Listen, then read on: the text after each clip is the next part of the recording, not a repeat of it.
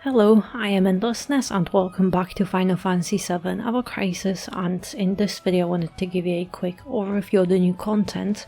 And there isn't really too much new content to cover for this week, but it doesn't mean that there's nothing going on in the game.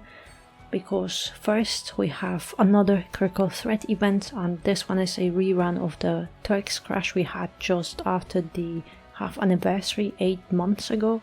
And I remember Turks crash was a lot more accessible, and if they didn't change mechanics on Aegis gauge, it shouldn't be very hard even with that increased difficulty on reruns. But as usual, this week we have bronze and silver tickets, and next Wednesday we get crash with gold tickets.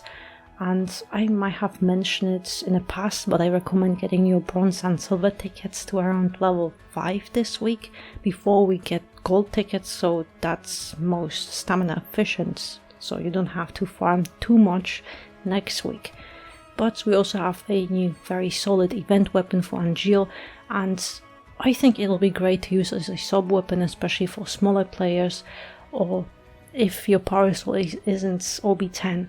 It's just a little bit lower on stats, but it has same R abilities, and this is what really matters.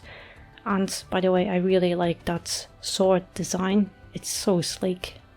That's not everything, because this week we also have battle ranking event, so more stamina to spend, because unlike dungeon ranking, every run in this event costs 15 stamina. And since now we have to do our best in both battles, we need physical fire for Yuffie and magic wind for a rejector. But I will cover the whole ranking event in detail in separate videos soon. And just as battle ranking will end, guild battle will begin, and it's the first time we have 2 rankings back to back without a free week. But I'm also guessing that's because of Christmas, during which people will be busy, so I guess it's the best option. And all we know for this ranking is that magic fire will be required.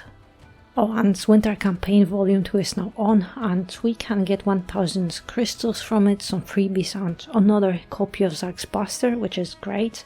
We also have 3 volume draws, each with 1 guaranteed 5-star copy, aside from those 3 daily draws until Christmas, so that's really amazing. And there is also a new banner which I reviewed in a separate video, and a new shop that contains packs for Vincent and Angeal, which will be definitely interesting for spenders, since those packs are rather rare now and appear only when characters get a banner. But yeah, I have to admit, I didn't expect us to get 2 stamina events in the same week when we already have Christmas event. Now it's still fine, for this week at least. It's not terrible, but what worries me is next week, where we'll only have 1 week to farm crash event, and we'll still have to get second Christmas shop too. I just think that's a lot of stamina, and I personally always hoard stamina tonics wherever I can, but lately my stamina collection has been depleted quite a lot, so I'm a little bit worried of running out at some point in the future. So I just wanted to ask you if you might have a similar issue.